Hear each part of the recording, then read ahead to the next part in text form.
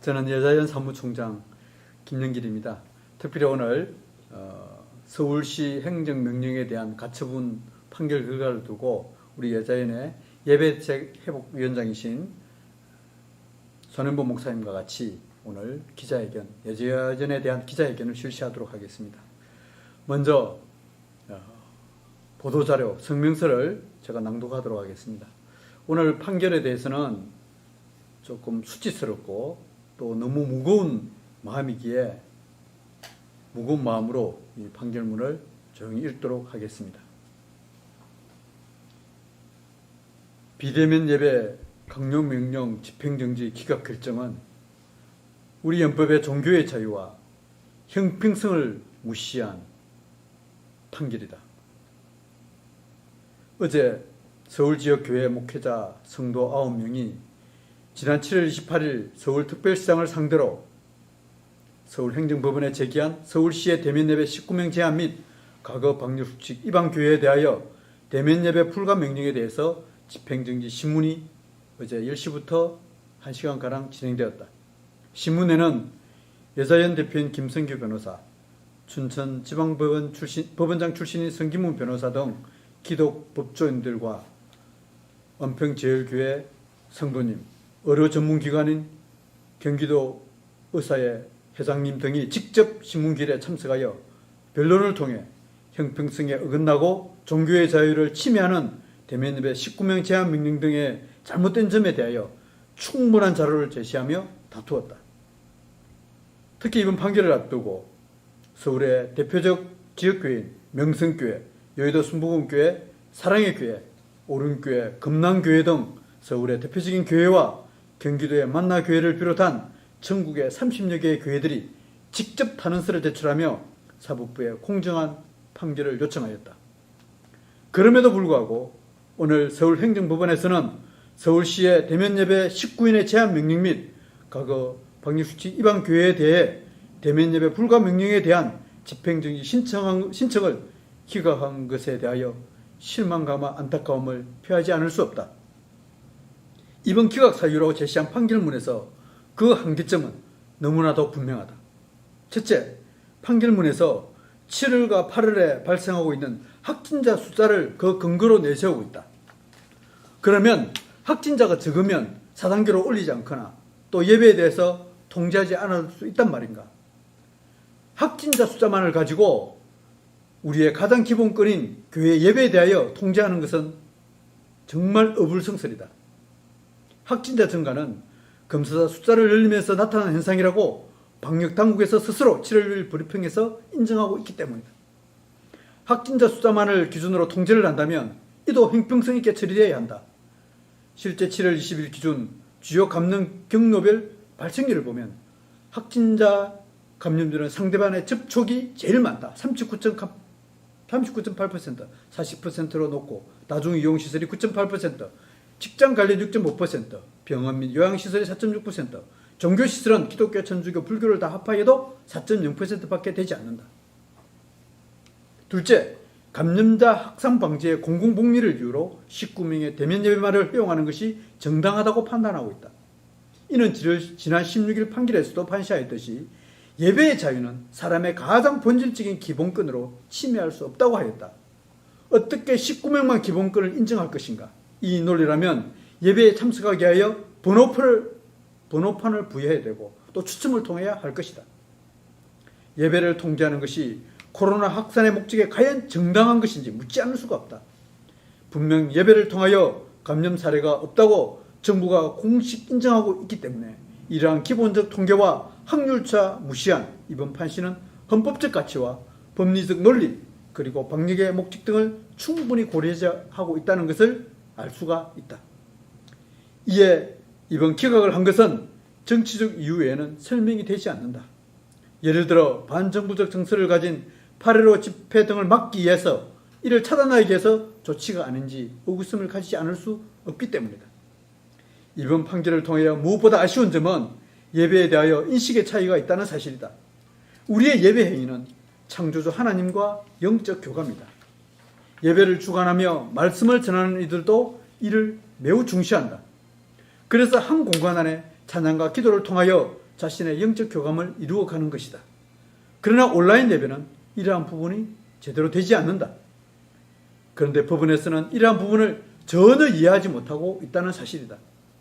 이렇게 소중한 예배에 대하여 비대면 예배만을 강조하는 것은 전체주의적 발상이다.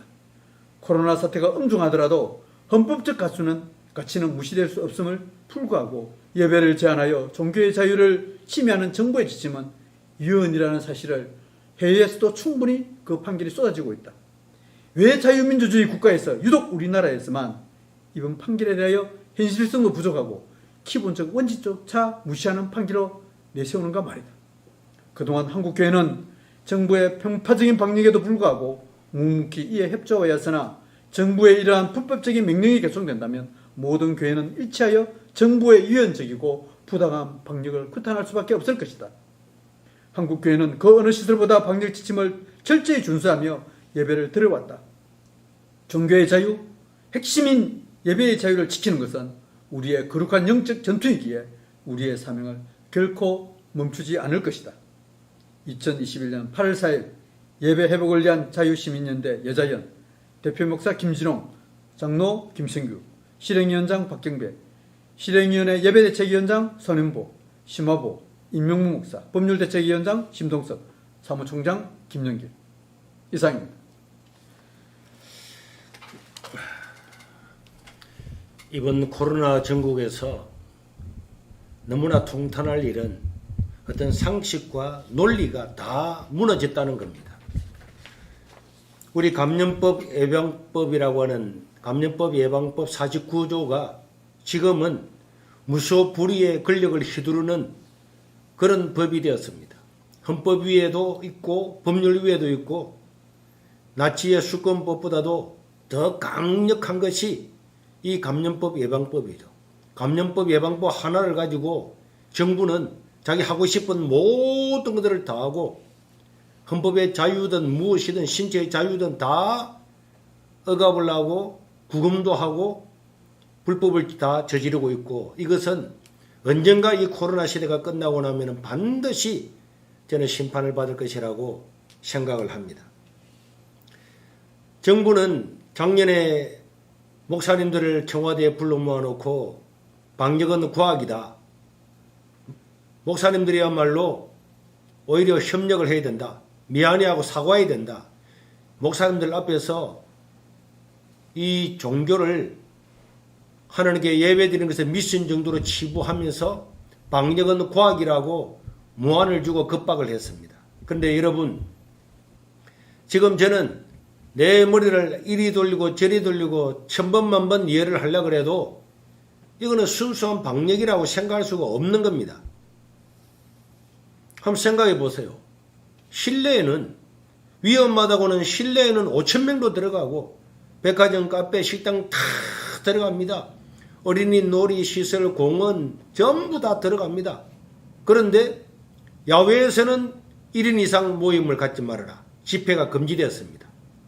여러분 상식적으로 생각해 보세요. 위험하다는 실내는 수천 명 다 들어가도록 해놓고 안전하다고 말했던 야외는 2명 이상 모여서 집회하지 말라. 이게 논리적입니까?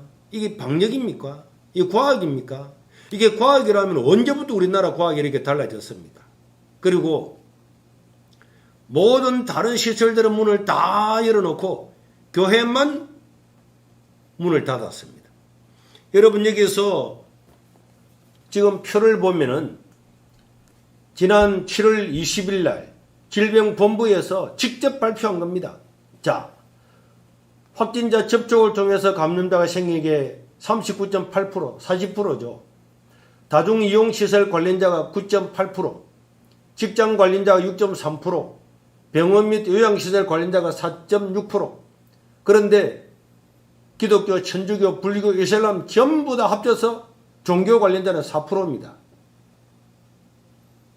논리가 있으면 한번 이야기해 보세요. 4%밖에 안 나온 교회는 문을 닫고 다른 데는 다 문을 열어놨습니다. 이게 과학입니까? 이게 방역입니까? 이걸 어떻게 수긍할 수가 있겠냔 말이에요. 자기들이 지금 2주 전에 발표한 내용입니다.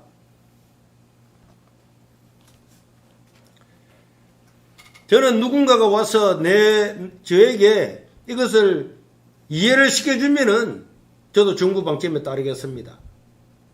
논리가 아니잖아요. 논리도 아니고 상식도 아니고 어린아이들도 다 알 수 있는 이야기를 하고 있는데도 이걸 따른다고 하는 것은 이거는 우리를 개, 돼지와 마찬가지로 취급을 하고 전체주의나 공산주의처럼 말하면 따라와. 논리에 맞든지 안 맞든지 다 따라와. 이런 지금 이야기 아닙니까? 그리고 이번에 법원의 판결도 그렇습니다. 한 주간 전에는 같은 서울행정법원에서 종교의 자유도 인정하고 다 인정하고 다 인정한다. 교회 모든 걸 다 인정하고 100% 받아주고 은평제일교회도 10일 정지한 것을 금지했어요.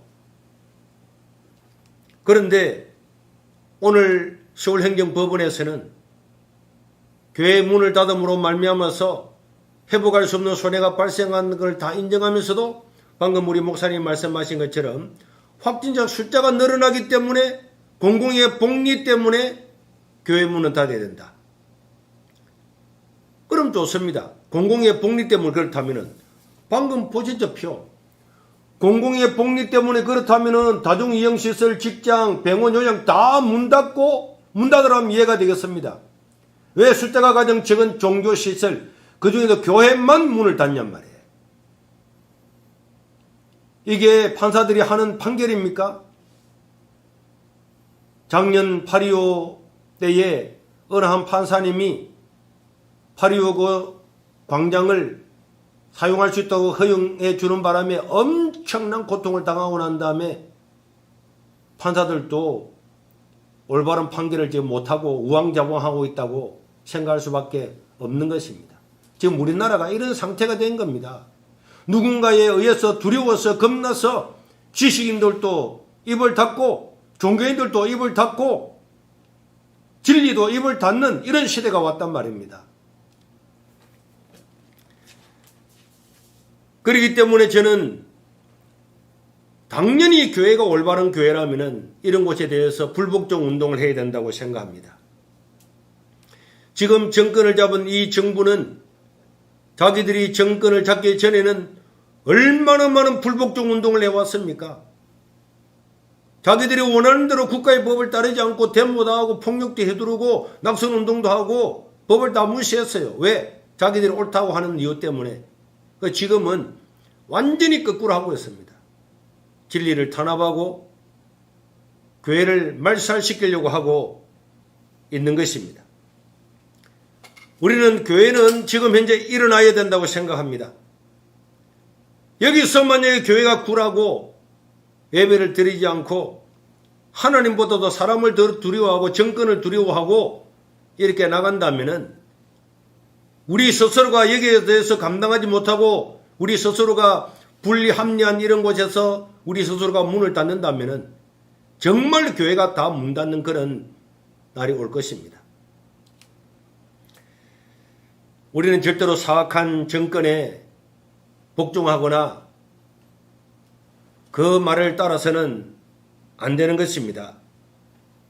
어떤 사람들은 말하기를 위에 있는 권세자들한테 순종하라 그랬으니까 국가의 법에 순종해야 된다고 논리를 펴는 사람들이 있습니다. 여러분, 하나님의 법에 맞지 않으면 국가의 법도 우리는 따를 수 없는 것이 성경입니다. 만약에 초대교회 사도들이나 성도들이 로마의 법에 다 순종했다면 순교자는 왜 생깁니까? 사도들은 왜 순교합니까? 기독교 2000년 역사 가운데서 수많은 사람들이 정권에 반대해서 신앙의 자유를 지키기 위해서 피 흘려서 투쟁했습니다. 그 결과로 오늘 우리가 자유를 얻었고 교회가 있는 겁니다. 그 사람들은 국가에 순종했으면 그런 고난을 안 당했겠죠. 교회가 좋은 이웃이 되어야지, 사람들을 사랑해야지, 교회가 좋은 이웃이 되는데, 그러면은 카페는 왜 갑니까? 좋은 이웃이면 안 가야지. 식당도 안 가야죠. 비행기도 안 타야죠. 모두 지하철 안 타야죠. 논리에 안 맞는 말을 가지고 성도들을 설득시키고 미혹시키고 있는 모든 목회자들은 회개해야 될 거라 생각합니다. 저는 이런 생각을 합니다. 일제시대에 믿음을 지킨 사람들이 존경스럽죠. 그럼 우리는 일제시대가 다 지나갔어요. 제가 태어나기 전에 일제시대가 지나갔습니다. 6.25 때 교회를 지키기 위해서 공산당에 대적하다가 순교한 사람 수도 없이 많습니다. 정말 그때의 믿음으로 한번 살았으면 영광인데, 그런데 6.25도 지나갔어요. 그리고는 70년의 세월이 흘러서 지금 코로나 전국이 왔습니다. 저는 제 양심상 이야기를 합니다. 마지막 때에 우리가 신앙을 지켜야 될 때가 왔다. 이때가 지나고 나면은 통탄할 겁니다. 이 코로나 때야말로 하나님을 섬기는 기회입니다. 하나님을 두려워해야지 이 세상 권력이나 정부에 벌벌 떨고 교회 문도 닫고 논리지기도 않고 법률적으로도 위헌이고 직권남용이고 다 언젠가는 심판을 받아야 될 이런 것들에 대해서 우리가 하나님의 말씀을 저버리고 문을 닫는 것은 결단코 있을 수가 없습니다. 모든 한국교회가 분연히 일어나서 이런 사악한 정권의 명령을 거부해야 되는 거고, 제 개인적으로는 형평성을 유지하지 않는 이상, 교회만 문 닫으라고 하는 이런 명령이 내려오는 이상, 코로나 단계가 4단계가 되든 10단계가 되든 100단계가 되든 절대로 우리는 여기서 굴복할 수가 없고, 교회가 해체가 되고 어떤 위험한 일이 감수가 온다 할지라도 기꺼이 그 일을 감당할 겁니다. 한국교회 성도 여러분, 일어나서 교회 문을 열고 하나님을 예배하고 우리에게 주어진 정당한 법과 또 하나님이 주신 이 모든 말씀을 따라서 방역을 하면서도 형평성 있게 해야 되는 거고, 사악한 정권의 미혹을 당하거나 그 앞잡이가 되어서 말도 안 되는 논리를 가지고 교회 문을 닫고 예배를 드리게 못하는 것은 이건 사탄의 일입니다. 이게 순종할 수가 없습니다. 굴복할 수가 없는 거예요. 악한 웃음마귀가 사악한 정권을 이용하고 권세를 이용하고 공정권세 잡은 이 것들이 다 정권 잡은 자들을 이용을 해서 지금 하나님의 백성들이 예배를 드리지 못하고 한국교회를 무너뜨리려고 하고 있는데, 이게 순종해서는 안 될 겁니다. 한국교회가 다시 한번 올바른 영혼의 눈을 떠서 하나님을 예배하고 찬양하고 회복될 수 있기를 바랍니다. 이상입니다.